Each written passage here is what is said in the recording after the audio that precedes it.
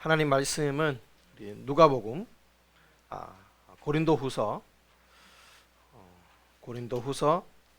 9장 1절부터 15절까지 말씀입니다.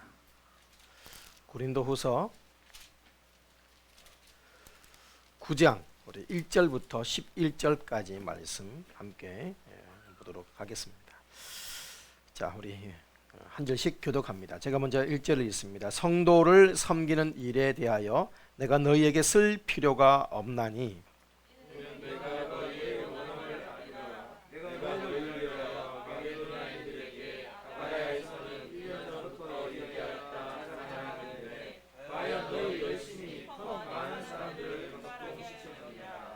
그런데 이 형제들을 보낸 것은 이 일에 너희를 위한 우리의 자랑이 헛되지 않고 내 말한 것 같이 준비하게 하려 함이라.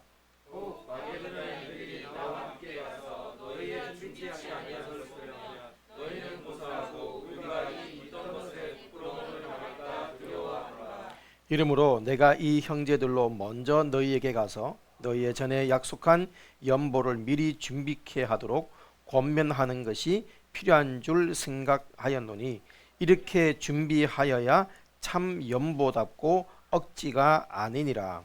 이것이 곧 적게 심는 자는 적게 거두고 많이 심는 자는 많이 거둔다 하는 말이로다. 각각 그 마음에 정한 대로 할 것이요 인색함으로나 억지로 하지 말지니 하나님은 즐겨내는 자를 사랑하시느니라. 하나님이 능히 모든 은혜를 너희에게 넘치게 하시나니 이는 너희로 모든 일에 항상 모든 것이 넉넉하여 모든 착한 일을 넘치게 하게 하려 함이라. 기록한 바 저가 흩어 가난한 자들에게 주었으니 그의 의가 영원토록 있느니라 함과 같으니라. 심는 자에게 씨와 먹을 양식을 주시느니라. 너희 심을 것을 주사 풍성하게 하시고 너희의 의를 더하게 하시리니. 같이 읽겠습니다. 너희가 모든 일에 부여하여 너그럽게 연보를 함은 너희로 우리로 말미암아 하나님께 감사하게 하는 것이라. 아멘. 자리에 착석하시겠습니다.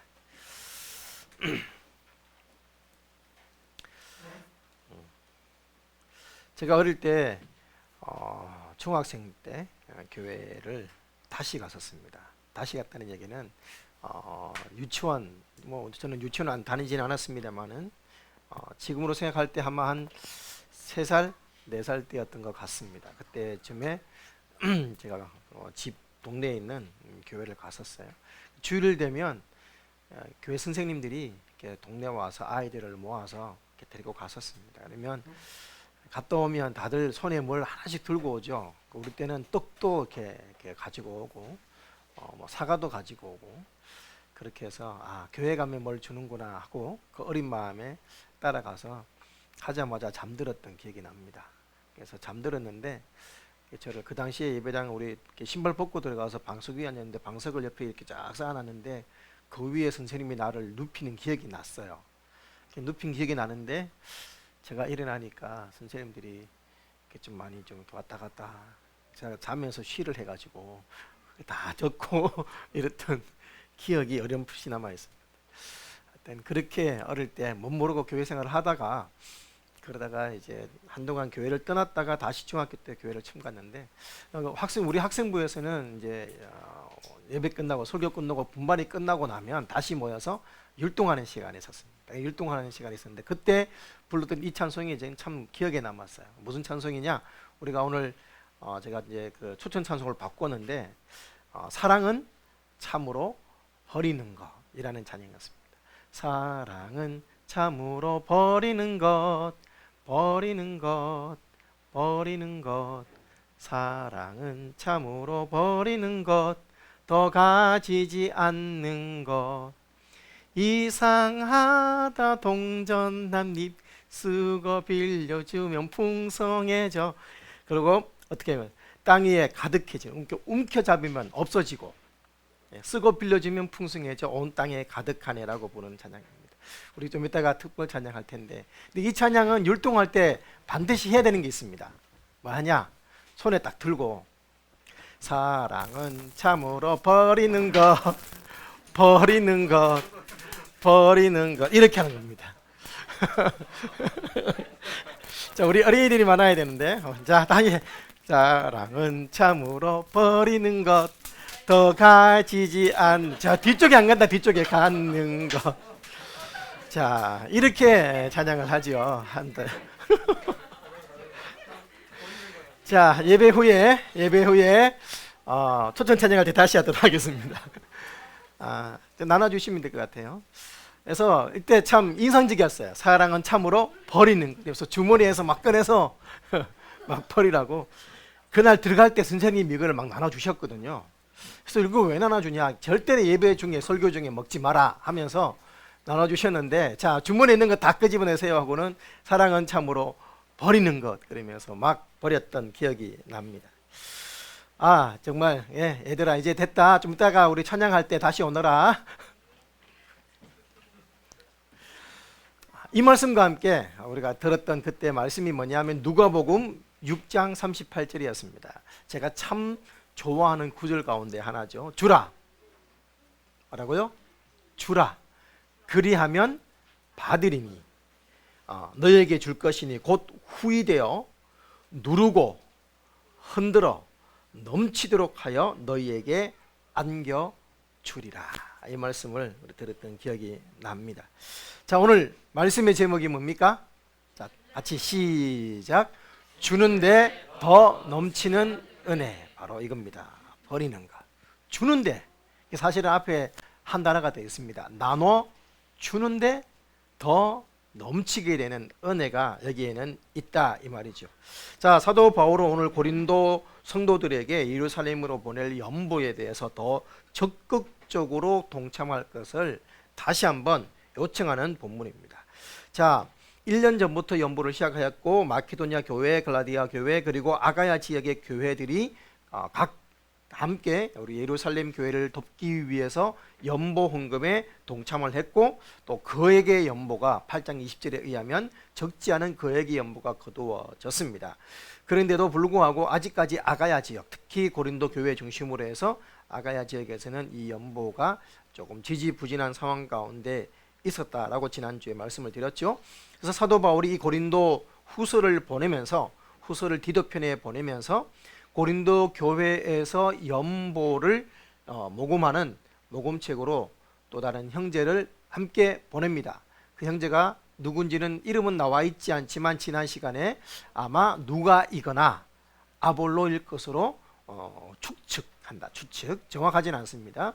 근데 원래 또 쓰임받는 인물들이 항상 쓰임받지 않습니까? 그렇게 본다면 우리가 익히 들었던 이 인물들일 가능성은 상당히 더 높아진다고 볼 수가 있습니다.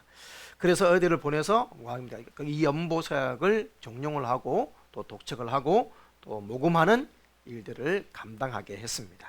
자, 그런데 여기 주목할 필요가 본문이 있습니다. 자, 1절 2절 보십시오.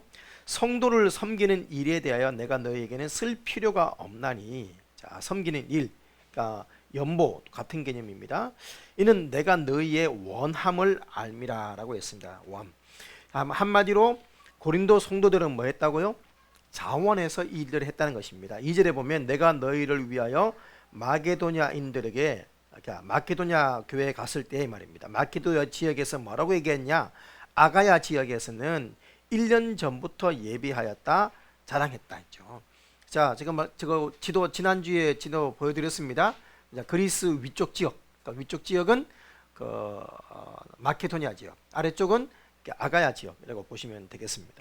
그래서 이 마케도냐 지역에 갔을 때 아가야, 쉽게 말하면 좀 더 축약하자면 고린도 교회는 1년 전에 벌써 연보 시작했어 라고 자랑을 했다는 거예요. 그래서 이 마케도냐 지역은 극한 가난 속에서도 고린도 성도들의 그 연보를 시작하는 자원에서 시작한 일들 때문에 너희 열심히 많은 사람을 격동하였다. 한마디로 많은 사람들을 감동시켜서 열심을 내게 만들었다. 한마디로 이 예루살렘 구제 사역의 모범을 누가 보였다는 거예요? 고린도 교회가 먼저 보였다는 것이죠. 그리고 열의를 뜨겁게 만든 역할을 한 당사자가 누구였냐? 고린도 교회였습니다. 이렇게 마케도냐 지역 가서 자랑을 했는데 했는데, 그렇죠? 그리고 이제 나중에 마케도니아 지역 사람들과 함께 내가 갔을 때 너희들이 연보를 적게 거두고 있는 모습을 본다면 피차 서로 실망할 게 아니냐. 이게 바로 3절 4절 내용입니다. 여러분 자, 오늘 본문에 의하면 고린도 지역은 자원하에서 먼저 본을 보였고 수많은 교회들에게 귀한 도전을 끼친 교회였다는 것을 알 수가 있죠. 그런데도 불구하고 사도 바울이 이렇게 다시 한번 준비하도록 종용하는 이유가 뭡니까? 그 이후의 상황이 달라졌기 때문이다. 사도 바울에 대한 이 거짓 교사들에 의해서 사도 바울에 대한 사도직에 대한 의구심, 그리고 또 여러 가지 모함들로 인하여서 이 일들이 지지부진되었기 때문에, 그래서 이제 여러 준비 상황들을 잘 준비하도록 형제들을 보낸다라는 것입니다. 자, 그래서 사도 바울이 왔을 때, 또 마케도니아 지역 사람들이 왔을 때 실망하지 않도록, 낙심하지 않도록 미리 준비했으면 좋겠다. 자, 여러분, 오늘 본문 말씀이 우리에게 주는 도전이 있습니다. 그것이 무엇입니까? 헌금을 포함해서 주님의 사역은 뭐 해야 된다? 잘 준비되어야 한다는 것입니다. 자, 5절 말씀을 다시 한번 보시겠습니다. 5절 말씀 같이 읽겠습니다. 시작. 이러므로 내가 이 형제들로 먼저 너희에게 가서 너희의 전에 약속한 연보를 미리 준비케 하도록 권면하는 것이 필요한 줄 생각하였노니 이렇게 준비하여야 참 연보답고 억지가 아니니라 라고 말씀을 하지요. 자, 여러분, 약속한 헌금을 준비케 하는 일, 이것을 뭐라고 했습니까? 좋은 일이다 라고 얘기합니다. 좋은 일이다, 필요한 일이다. 그래서 이런 준비를 통해서 하나님께 드리는 헌금이 뭐라고요? 참 연보답다. 이렇게 해야 연보답다. 이게 진정한 헌금이다, 이렇게 씁니다. 여러분, 이렇게 바울은 고린도 교회 지체들에게 당부 겸 독려를 합니다. 이렇게 준비하여야 참 연보답고 억지가 아니다. 자, 이렇게가 뭡니까? 이렇게 준비하여, 미리 준비하여야 말입니다. 5절 상반절에 보면, 그래서 너에게 약속한 연보를 미리 준비케 하도록 권면하는 것이 필요한 줄 알았다, 이렇게 얘기하죠. 미리. 여러분, 그리스도인들의 한 걸음 한 걸음의 걸음을 걸을 때 우리가 영적으로 준비되지 않은 걸음들은 내딛지 않아야 한다는 것입니다. 적어도 마음과 심령에 주님이 기뻐하시는 이런 내용이라는 확신이 들 때 우리는 그때 선택하고 결정하고 걸음을 내디딜 수 있어야 하겠죠. 어제가 무슨 날이었습니까? 성탄절이었습니다. 성탄절.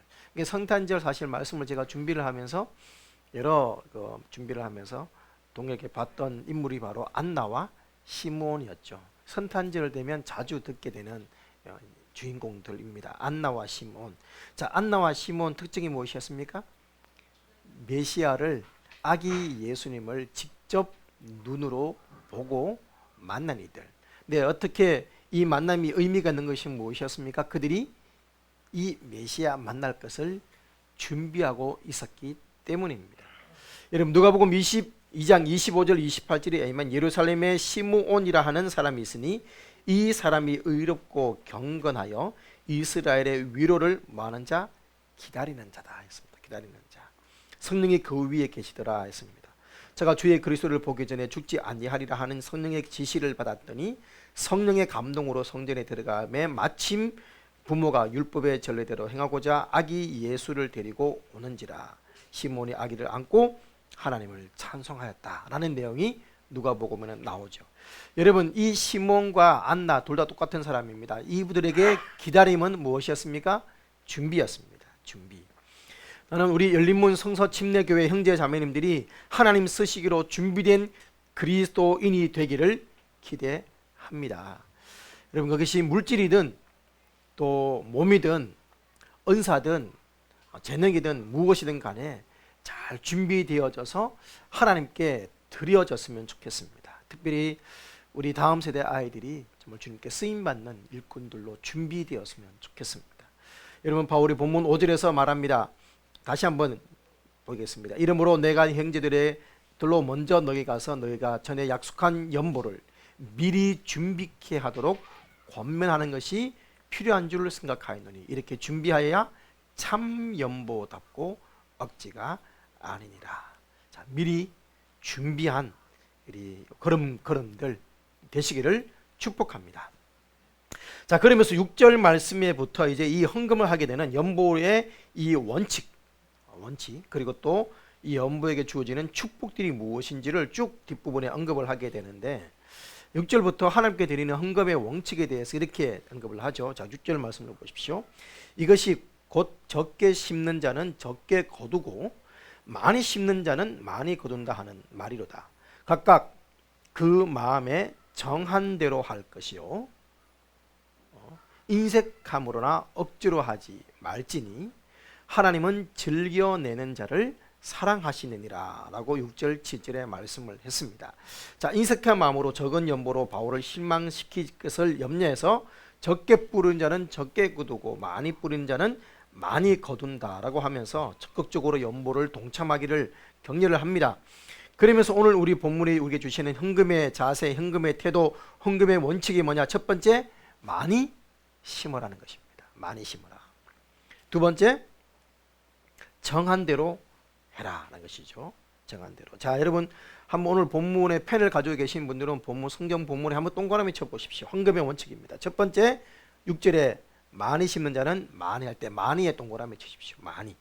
자, 헌금의 태도. 첫 번째 뭐 많이. 두 번째 정한 대로. 그러니까 정한 이렇게 동그라미 치십시오.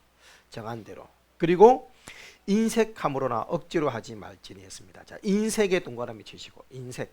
자, 인색하지 않게 하는 것. 헌금의 태도 첫 번째 많이, 두 번째 정한 대로, 세 번째 인색하지 않게, 네 번째 억지로 하지 말지니. 억지로 하지 마라. 억지로 하지 마라. 다섯 번째 뭐 즐겨내라. 즐겨하라. 자, 이것이 헌금의 연보의 태도입니다. 성도가 마땅히 드려야 될 헌금의 자세 뭐 첫 번째 많이, 두 번째 정한 대로, 세 번째 인색하지 말 것, 네 번째 억지로 말 것, 다섯 번째 즐겨서 하는 것. 자, 이것이 바로 헌금 생활에 이건 뭐 구제 헌금뿐만 아니라 모든 헌금에 공통적으로 다 적용되는 원칙이죠. 자, 이 헌금에는 이렇게 할 때 자, 뭐라고요? 마음에 정한 대로 할 것.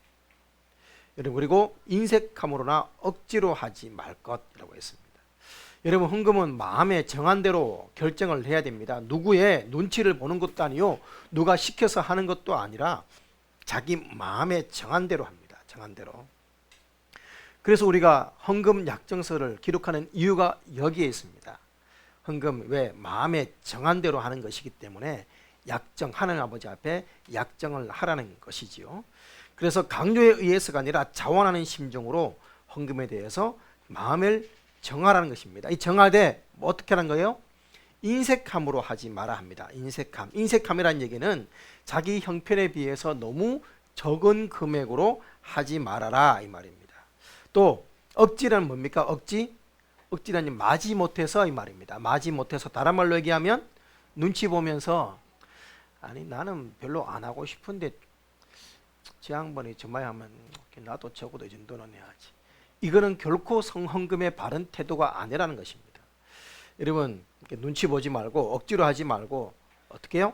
자원해서 해라. 자원해서. 여러분 이렇게 해야 뭐라는 거예요? 유익이 있다라는 것이죠. 여러분 이렇게 헌금하는 자에게 오늘 본문 말씀에 의하면 두 가지의 축복이 있다고 약속하십니다. 두 가지의 축복 약속이 뭐냐? 자, 10절 11절 말씀을 보시겠습니다. 10절 11절. 자, 10절 11절 같이 읽겠습니다. 자, 시작. 심는 자에게 씨와 먹을 양식을 주시는 이가 너희 심을 것을 주사 풍성하게 하시고 의의 열매를 더하게 하시리니 너희가 모든 일에 부요하여 너그럽게 연보함은 저희로 우리로 말미암아 하나님께 감사하게 하는 것이라. 자, 오늘 본문 말씀에 의하면 하나님은 누구에게 양식을 주신다고요? 10절 말씀에 심는 자에게 씨와 먹을 양식을 주십니다. 자, 여기에서 하나님의 이 꽃배기의 원칙을 발견하시기 바랍니다. 자, 이게 농사의 원리죠. 농사의 원리입니다. 자, 씨가 있습니다. 씨감자 뭐 이렇게 보통 그렇게 얘기합니다. 씨 심습니다. 사실 이거 안 심고 빨리 먹으면 겨울을 좀 풍족하게 먹을 수 있을 텐데 그거 절대 안 먹죠. 왜? 다음에 살아야 되니까. 그거 먹으면 다음에 죽으니까. 옛날에 농사 짓는 사람은 그런 심정으로 참고 참아서 그것을 심습니다.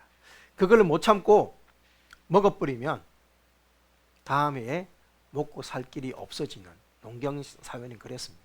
그래서 심어요. 심었더니 어떻게 돼요? 그 처음에 내가 심었던 그 분량만큼 씨도 10절 말씀이죠. 심는 자에게 씨 다시 또 심을 씨를 또 주시고 그리고 뭐 먹을 양식도 얻게 되는 것이 이것이 농사의 원리, 농업의 원리입니다. 여러분 이 원리를 지금 사도 바울은 어디에 적용했습니까? 헌금에 적용한 것입니다. 하나님은 하나님께 심는 자에게 심은 분량만큼 주실 뿐만 아니라 더 풍족하게 주시는 분이라는 것이지요. 여러분 심을 것을 풍성히 주신다 했습니다. 그래서 6절 말씀에 우리가 뭐라고 했습니까? 적게 심는 자는 적게 거두고 많이 심는 자는 많이 거둔다 하는 말씀인 것이지요. 여러분 잠언 11장 24절에 뭐라고 약속했습니까? 하나님 이렇게 약속합니다. 자, 구제를 좋아하는 자는 풍족하여질 것이요 남을 윤택하게 하는 자는 윤택하여 지리라 말씀을 했습니다. 제가 미리 말씀을 드리는데 2022년에는 생명의 삶으로 진행을 하지 않고 다시 잠언 말씀을 몇 달간 할까 합니다.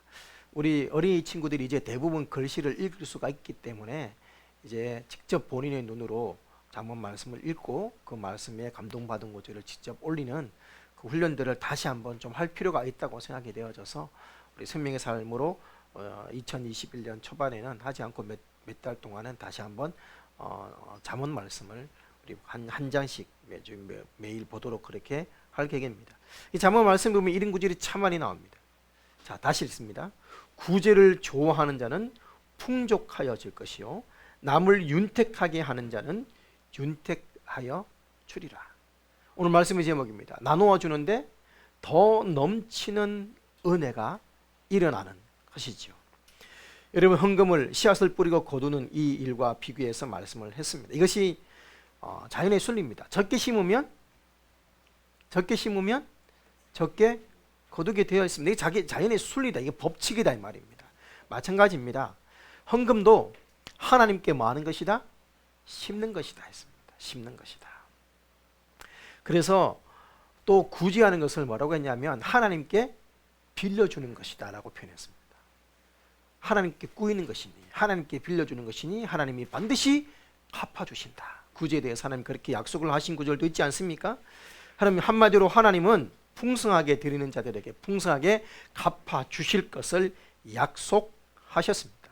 물론 이 구절을 정말 하나님의 진리의 말씀으로 곧이곧대로 믿고 말씀 그대로 받아들이는 사람이 있을 것이고 그냥 이 말씀을 저 박물관에 있는 아주 오래된 격언처럼 그냥 뭐 어디 좋은 책들은 다 그렇게 말하는 거지 하고 그냥 넘겨 버릴 수도 있을 것 같습니다. 그러나 하나님은 믿음으로 믿고 반응하는 자들에게 반드시 그 약속을 이루시는 분이라는 사실을 다시 한번 기억했으면 좋겠습니다. 이처럼 하나님은 심는 자를 심을 것을 풍성하게 주시고 뿐만 아니라 그 외에 먹을 것도 풍성하게 주시는 분이십니다. 여러분 그러면서 하나님은 뭐라고 했습니까? 즐겨내는 자를 사랑하시느니라. 즐겨내는 자를 사랑하시느니라. 자, 잠시 여기서 한번 숨을 좀 고르겠습니다. 이 말씀을 좀 계속 더 진행을 하면 제가 2주 전에 얘기했던 딱 세상 사람들이 비판하는 그대로 와 교회 갔더니 정말 돈 내라는 얘기밖에 안 하고 벌써 몇 주째 성금 설교하노. 야 하나님 즐겨내는 자를 사랑한다고? 결론 딱 나왔네. 하나님 돈 밝히는 신이네. 이렇게밖에 결론이 안 날 것 같습니다. 자 그래서 여러분 우리가 좀 9장 마지막 절을 다시 한번 봤으면 좋겠습니다. 9장 마지막 절 우리가 읽지는 않았습니다만은 9장 15절. 자, 같이 읽겠습니다. 시작.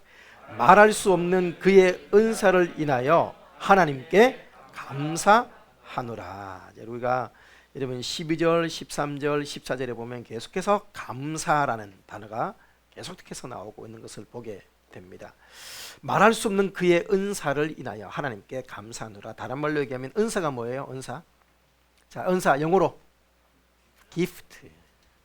자, gift 번역하면 선물이죠. 그래서 여기서 말할 수 없는 은사라는 얘기는 하나님의 선물 이 말입니다. 하나님이 우리에게 주셨던 은혜 이 말입니다. 말할 수 없는 그분의 그 은혜를 인해서 감사한다. 이게 무슨 말이냐 하면 우리는 이미 말로 표현하기 힘든 놀라운 은혜의 빛을 하나님께 지고 있는 사람들이다. 그러므로 우리가 하나님께 감사하며 드리는 것이 마땅하지 않냐 이 말입니다.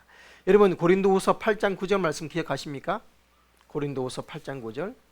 우리 주 예수 그리스도의 은혜를 너희가 알거니와 부요하신 자로서 너희를 위하여 가난하게 되심은 그의 가난함을 인하여 너희로 부요케 하려 하심이니라 라고 이미 사도 바울이 이미 얘기를 했습니다. 여러분 하나님이 얼마나 부유하신 분이십니까? 그런데 그 부유한 하나님이 자발적으로 사람으로 오셨고 가난하게 되신 이유가 무엇이었습니까? 바로 저와 여러분 우리 때문이었습니다. 바로 그것이 예수님의 십자가 사건 아닙니까? 하나밖에 없는 외아들을 우리를 위해 주셨습니다. 그리고 이 땅에서 머리 둘 곳조차 없이 사시다가 마지막에는 자신의 생명까지도 내어주신 분이 하나님이십니다. 우리는 그분의 그 은혜를 우리가 이미 알고 받았고 그래서 그분께 은혜를 갚는 자로서 마땅하게 하나님께 드리는 삶을 사는 것이지요. 여러분 무슨 말입니까? 나눠주는 것, 베푸는 것, 섬기는 것에 대해서 이미 하나님이 뭐 하셨다? 우리에게 본을 보여주셨다 이 말입니다. 그러므로 우리도 그 본을 받아서 기꺼이 나누고 드리고 헌신하고 섬기고 또 은혜를 갚을 줄 알아야 된다 이 말입니다. 한 인명의 그리스도인 누가 썼는지는 모르겠습니다. 설교를 준비하다가 봤는데 참 마음에 와닿아서 제가 읽어드립니다. 하나님은 하늘을 만드셨다. 줄 수 있도록. 그래야 하늘은 축복을 내린다. 하나님은 태양을 만드셨다. 줄 수 있도록. 그리하여 태양은 따사로이 우리를 지킨다. 하나님은 달을 만드셨다. 줄 수 있도록. 그리하여 달은 우리의 밤길을 은은히 비춰준다. 하나님은 공기를 만드셨다. 줄 수 있도록. 그리하여 이 공기로 우리는 호흡한다. 하나님은 땅을 만드셨다. 줄 수 있도록. 그리하여 땅은 모든 열매를 제공한다. 하나님은 인간을 만드셨다. 줄 수 있도록. 그러나 인간은 이라고 되어 있습니다. 그래서 시는 여기에서 끝이 났습니다. 하늘, 땅, 달, 공기, 땅, 더하자면 나무, 수도 없이 많겠죠. 줄 수 있도록 이 모든 것들을 만들었어요. 그래서 그들은 기꺼이 아낌없이 나눠줘요. 그런데 유독 하나님이 만드신 존재 가운데 인간만은 주는 것, 나누는 것, 드리는 것을 배우지 못하고 있는 것은 아닌가, 아마 이런 것을 꼬집고자 하는 시인 것 같습니다. 여러분 우리가 진실로 우리의 이기심을 깨뜨리고 드리는 자가 될 때 비로소 우리는 하나님을 닮는 자, 하나님의 자녀라 이름을 받기에 합당한 자가 되는 것입니다. 다시 말씀드립니다. 우리가 드리고 나눠야 될 이유가 뭐라고요? 하나님이 우리에게 이 본을 이미 보여주셨기 때문입니다. 여러분 자녀를 기르면서 우리가 흔히 하는 말이 있습니다. 자녀를 기를 때 자녀가 나의 장점을 닮으면 우리는 참 흐뭇해합니다. 근데 참 단점들이 볼 때가 있죠. 단점은 무조건 배우자 탓으로 돌립니다. 일단은 당신 닮았을 거야 이러면서 많은 가족들이 그럴 때가 많습니다. 그런데 우스갯소리를 그렇게 합니다만은 자녀가 우리의 뒷모습을 보면서 우리의 장점을 닮아가고 자라가는 모습을 볼 때 그것을 보면서 흐뭇해하고 기뻐하지 아니할 부모가 어디에 있겠냐 이 말입니다. 하나님도 똑같습니다. 하나님도 우리가 하나님 닮기를 원하세요. 하나님은 어떤 분? 주시는 분이십니다. 하나님은 즐겨내는 자를 사랑하신다. 와, 하나님 돈 밝힌 애가 아니라 하나님은 주시는 분이십니다. 하나님은 나눠주시는 분이십니다. 그 하나님을 닮을 때 하나님은 기뻐하고 사랑할 수밖에 없다는 얘기죠. 여러분, 그런데도 불구하고 와, 하나님 제발 좀 그만 좀 하세요. 얼마나 피땀 흘려가 돈 버는데 그거 자꾸 내락합니까? 만약에 이런 마음을 가진다면 하나님은 이렇게 말할지도 몰라요. 야, 나는 주고 또 주고 결국 내 아들까지 주었는데, 아마 그렇게 말씀하실는지도 모르겠습니다. 여러분, 인색함이 있다는 것은 우리에게 아직도 하나님 앞에 깨어지지 않은 우리의 이기심이 있다는 증거일는지도 모르겠습니다. 여러분, 우리가 드림에 있어서, 나눔에 있어서, 헌금에 있어서 인색하는 또 하나의 근본적인 이유가 뭐냐? 하나님의 사랑을 체험하지 못했기 때문입니다.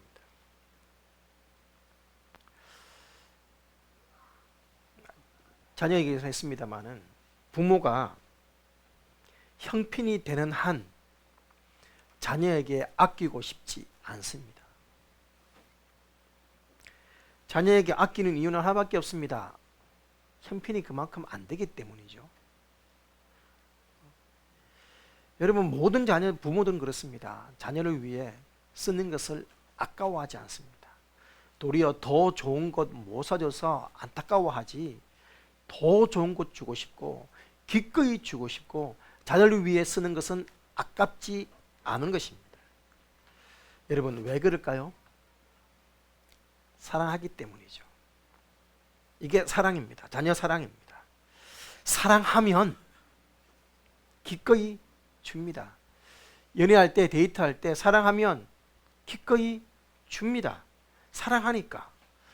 그러므로 헌금도 마찬가지입니다. 사랑의 표현입니다. 왜 하나님은 즐겨내는 자를 사랑하실까요? 요한복음 14장 21절 말씀, 아마 여러분도 이미 암송하는 말씀입니다. 내 계명을 가지고 많은 자 지키는 자라야 나를 사랑하는 자니. 자, 물어봅시다. 내 계명을 가지고 지키는 자는 나를 사랑하는 자다. 하나님의 계명이 뭡니까? 하나님의 계명이 뭡니까? 결국 하나입니다. 뭐? 사랑하는 거. 하나님을 사랑하고 이웃을 사랑하는 겁니다. 이 계명을 지킬 때 하나님이 뭐라고? 그런 사람이 나를 사랑하는 자다 했습니다. 그러면 사람이 뒷부분에 뭐라고 얘기하냐? 나를 사랑하는 자는 내 아버지께 사랑을 받을 것이요, 나도 그를 사랑하여 그에게 나를 나타내리라. 여러분, 왜 하나님이 즐겨내는 자를 사랑한다고요? 이것이 하나님의 방식이고 하나님을 닮는 것이고 또 그것이 하나님의 계명을 순종하는 것이기 때문입니다. 하나님을 사랑함의 표현이고 이웃을 사랑함의 표현이고 선교지를 사랑함의 표현이고 또 나의 도움이 필요한 이들을 사랑함의 표현이 바로 여기에 드러나기 때문이죠. 그래서 즐겨내는 자를 사랑하실 수밖에 없는 것입니다. 여러분, 인색한 헌금, 억지의 구제는 중심을 보시는 하나님께서 보실 때 부담스러운 것입니다. 그러므로 즐거운 마음으로 헌금을 내야 하겠지요. 여러분, 즐겨낼 수 있으면 헌금에 대한 소망함이 있어야 됩니다. 다른 말로 헌금에는 뭐가 따른다? 보상이 따른다 이 말입니다. 그 보상이 이미 말씀을 드렸습니다. 심는 대로 거두게 되어 있고 더 풍성하게 거두게 되어 있는 이 약속입니다. 헌금은 드림에서 끝나지 아니하고 반드시 더 큰 축복으로 돌아온다는 것을 우리는 지금까지 심음과 거둠의 법칙으로 살펴보았습니다. 그리고 이 헌금은 하나님을 기쁘시게 드리는 일이라는 사실을 알아야 우리는 감사함으로 즐거워함으로 더 하나님께 드릴 수가 있을 것 같습니다. 여러분, 진실한 헌금은 하나님의 은혜를 깨닫는 마음, 하나님을 사랑하는 마음, 여기에서부터 나오는 것이기 때문에 하나님의 은혜를 받아야 이 모든 것이 가능한 것입니다. 자, 우리 바울은 8절에서 헌금을 즐겨내는 자에게 왜 축복해 주시는가에 대한 해답을 주고 있죠. 자, 뭐라고요? 8절 말씀을 보십시오. 하나님이 능히 모든 은혜를 너희에게 넘치게 하시나니 이는 너희로 모든 일에 항상 모든 것이 넉넉하여 모든 착한 일을 넘치게 하려 하심이니라. 할렐루야. 여기에 보시면 여러분 계속해서 반복해서 나오는 게 넘침, 넉넉, 풍성입니다. 여러분, 하나님께 은혜를 많이 받은 자는, 풍성하게 받은 자는 풍성하게 드릴 수밖에 없고, 풍성하게 드리게 되면 또 하나님이 넘치도록 채워주시고, 그러면 또 다른 사람들에게 넉넉하게 섬기고 나누게 되고, 그래서 모든 것이 항상 넉넉하게 되는 일들이 바로 여기에서 주어진다라고 하나님은 오늘 약속하고 있는 것이지요. 그래서 하나님은 더 큰 영광을 받으시게 되겠죠. 여러분, 얼마나 놀라운 일입니까? 인색한 성도가 아니라 넉넉한 성도에게 하나님은 더 넉넉한 넘치는 은혜를 주시는 줄 믿으시기 바랍니다. 이것이 바로 헌금이 주는 약속입니다. 무슨 약속? 넘치게 드리는 자에게 더 넘치도록 넉넉한 은혜가, 축복이 돌아온다는 것입니다. 두 번째 약속은 인격적인 성숙의 열매입니다. 성숙의 열매. 자, 헌금물을 통해서 우리는 의로운 인격으로 세워지게 된다는 것이죠. 여러분, 우리가 의롭게 되는 것은 무엇으로 의롭게 될까요? 믿음으로 의롭게 됩니다. 믿음으로. 동시에 야고보서 말씀에 의하면 행함으로 의롭다함을 받는다 했습니다. 여기서 말하는 행함은 뭘까요? 사랑으로, 섬김으로, 실천으로, 이 말이죠.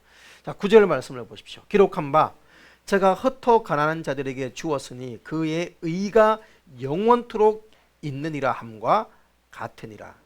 심는 자에게 씨와 먹을 것을 양식을 주시는 이가 너희 심을 것을 주사 풍성하게 하시고 너희의 의의 열매를 더하게 하시리니. 여기서 여러분 의가 나오고 있습니다. 의. 다른 말로 얘기하면 섬기고 나누고 드리는 것은 뭐라고요? 의의 열매를 풍성하게 거두는 비결이다 했습니다.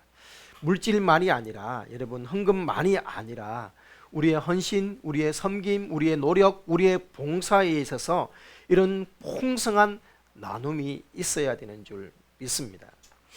여러분, 어제 차를 타고 가면서 우리 현민이의 엄마가 현민이를 칭찬을 했어요.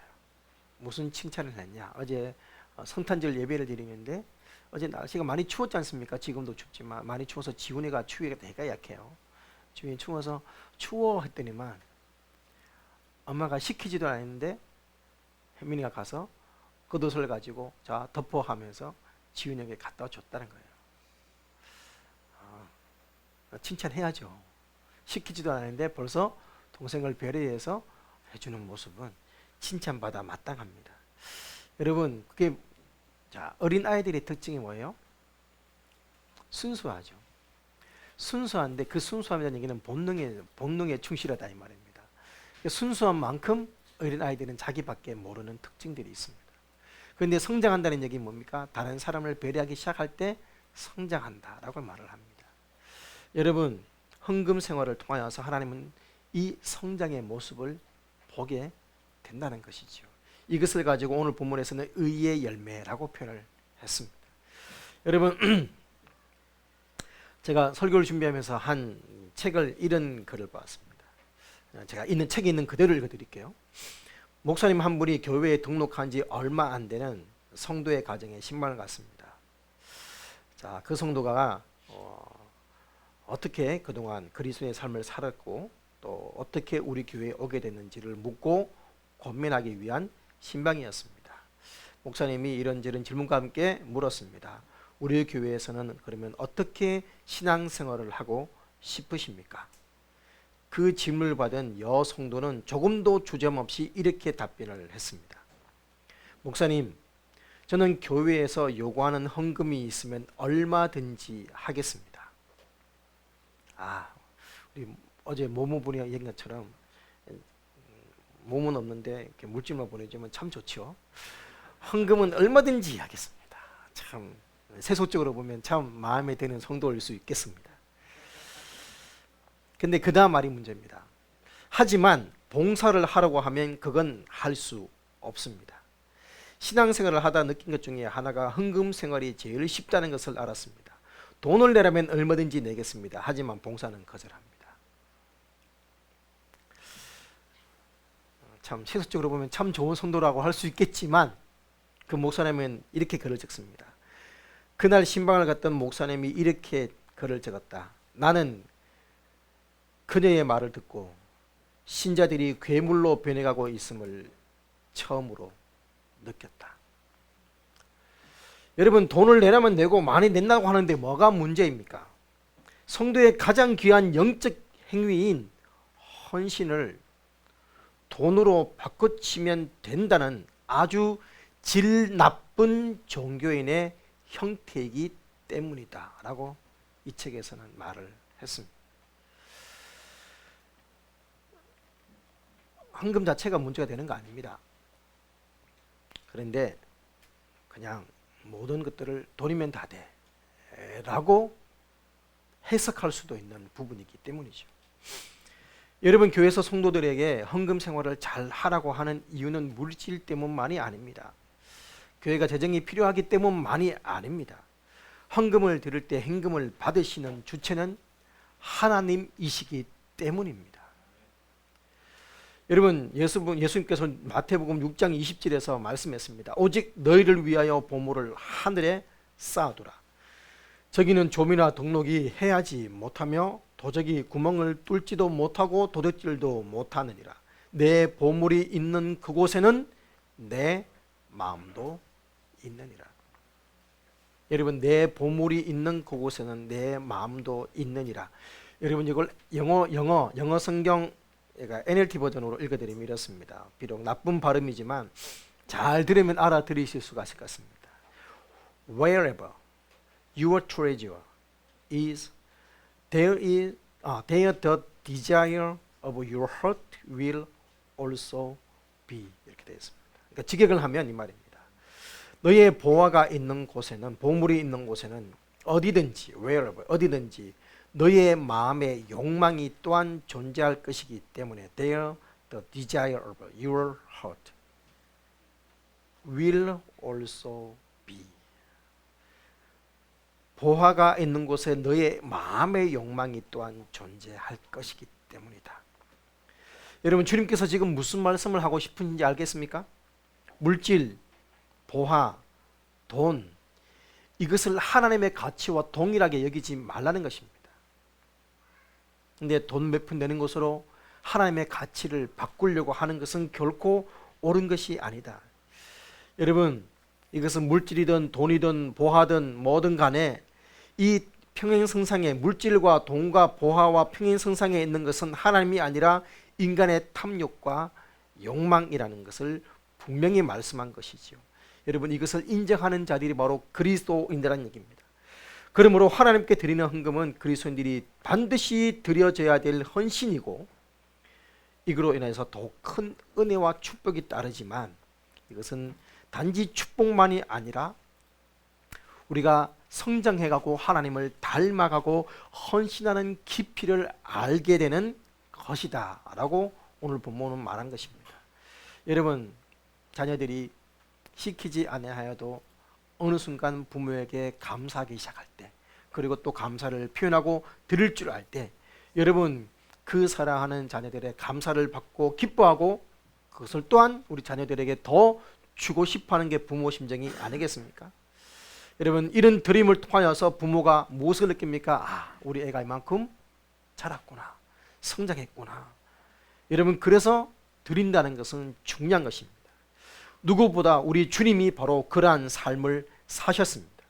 우리 주님은 우리를 살리기 위해서 십자가의 목숨까지 내어 주셨습니다. 마지막 피 한 방울, 물 한 방울까지도 아끼지 않고 내어 주셨습니다. 그리고 우리는 그분의 제자들입니다. 단 한 번밖에 주어지지 않는 우리의 삶, 주님의 영광과 복음의 영광에 쓰임받기 위해 여러분 기꺼이 헌신해야 되지 않으시겠습니까? 더 이상 받으려고만 하는 자들이 아니라 받기 위해 먼저 드릴 줄 알아야 되며, 먼저 드리게 될 때 축복의 경험도 누리게 될 줄 믿습니다. 세상 사람들이 복음을 진짜 복음으로 받아들이고 하나님 영광이 이 땅에 충만해질 수 있도록 여러분 즐겨이 정한 마음으로 작정해서 드리는 자가 되시기를 축복합니다. 그럴 때 오늘 말씀의 제목, 주는데도 불구하고 더 넘치는 은혜, 그리고 오늘 말씀처럼 주라 그리하면 너에게 줄 것이니 곧 후이되어 누르고 흔들어 넘치도록 하여 너희에게 안겨주리라는 이 역설의 축복을 경험하게 될 줄 믿습니다. 사랑하는 여러분, 이 역설의 길을 걸어서 성령의 열매를 맺고 세상의 빛이 되어 즐겁게 믿음의 길을 달려가는 그런 2022년의 걸음들이 되시기를 예수님의 이름으로 축원합니다. 아멘. 자, 앞으로 와도 된다. 열심히 찬양하는 사람들에게 사랑은 참으로 버리는 것, 사랑은 참으로 버리는 것, 떠가지지 않는 것. 이상하다 동전한 입 움켜잡으면 없어지고 쓰고 빌려주면 풍성해져 온 땅에 가득하네. 오, 사랑은 참으로 버리는 것, 사랑은 참으로 버리는 것, 또 가지지 않는 것. 사랑은 참으로 베푸는 것, 사랑은 참으로 베푸는 것, 사랑은 참으로 베푸는 것, 또 가지지 않는 것. 이상하다 동전한 입 움켜잡으면 없어지고 쓰고 빌려주면 풍성해져 땅 위에 가득하네. 오, 사랑은 참으로 베푸는 것, 사랑은 참으로 베푸는 것, 더 가지지 않는 것. 3절 사랑은 참으로 섬기는 것, 사랑은 참으로 섬기는 것, 더 가지지 않는 것. 이상하다 동전한 입 움켜잡으면 없어지고 쓰고 빌려주면 풍성해져 땅 위에 가득하네. 오, 사랑은 참으로 섬기는 것, 사랑은 참으로 섬기는 것, 더 가지지 않는 4절. 사랑은 참으로 따주는 것, 사랑은 참으로 따주는 것, 더 가지지 않는 것. 이상하다 동전한 입 움켜잡으면 없어지고 쓰고 빌려주면 풍성해져 땅 위에 가득하네. 오, 사랑은 참으로 따주는 것, 사랑은 참으로 따주는 것, 더 가지지 않는 것, 더 가지지 않는 것, 더 가지지 않는 것, 더 가지지 않는 것. 자, 아멘. 자, 사랑은 뭐라고요? 더 가지지 않는 것. 자, 여러분 다 받은 것 다 돌려주세요. 더 가지지 않는 게 사랑이에요.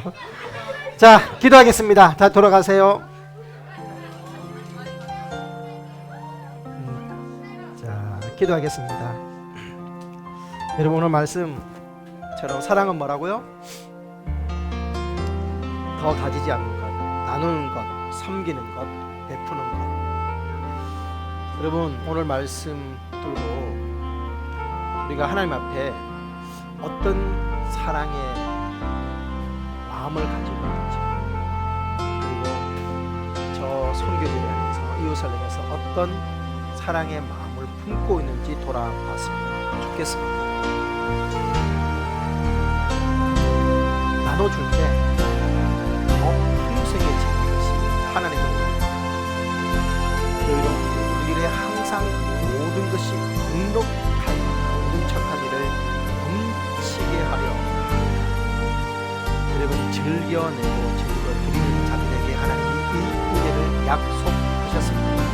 2022년 물질로 다 때우지 아니라 우리의 헌신, 우리의 마음, 우리의 은사, 우리의 봉사, 그리고 또 물질 포함해서 하나님께 더 드리고 헌신하고 즐거이 나눠줄 수 있도록, 그래서 하나님을 기쁘게 하고 또 사람들을 행복하게 해주는 그런 우리의 걸음걸음 되게 달라고 오늘 말씀을 붙들고 기도하도록 하겠습니다. 기도하시겠습니다. 살아계신 아버지 감사합니다. 하나님의 은혜를 귀한 좀 하나님의 은혜가 없습니다. 할 수 없는 은혜를 자기의 자신을 주십시오. 도와주십시오. 하나님께서 우리에게 은혜를 주셔서 우리도 하나님 더 많은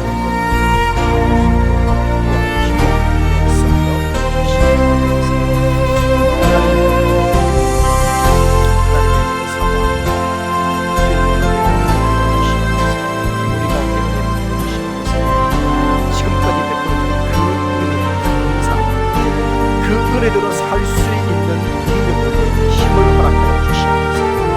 아버지, 물질을 위해서니까 하나님께 드려진 것이라는 사실을 잊지 않으시고 천국에 사는 것이라는 사실을 잊지 아니하게 도와주시고 사람의 눈치를 보고 사람을 보고 드린 것이 아니라 하나님을 위해서 기꺼이 드리는 자리 될 수 있게 도와주시옵소서. 하나님을 위해서 드리며 아버지 또한 사랑을 나누며 베풀 수 있고 하나님 우리에게 더 풍성하게 선교할 수 있도록 아버지 하나님 사랑하는 성목사님들을 섬길 수 있도록 아버지 우리가 성령님 가운데 자원하는 신명을 한 마음들을 허락하여 주시옵소서. 하나님, 오늘 말씀처럼 나눠주고 베풀지만 더 채워지는 은혜가 바로 하나님의 원리임을 잊지 않게 도와주시고 하나님께 우리의 사랑을 또 이웃에게 우리의 사랑을 표현할 수 있는 그런 열린문의 성도님들이 되게 하옵소서. 예수님의 이름으로 기도합니다. 아멘.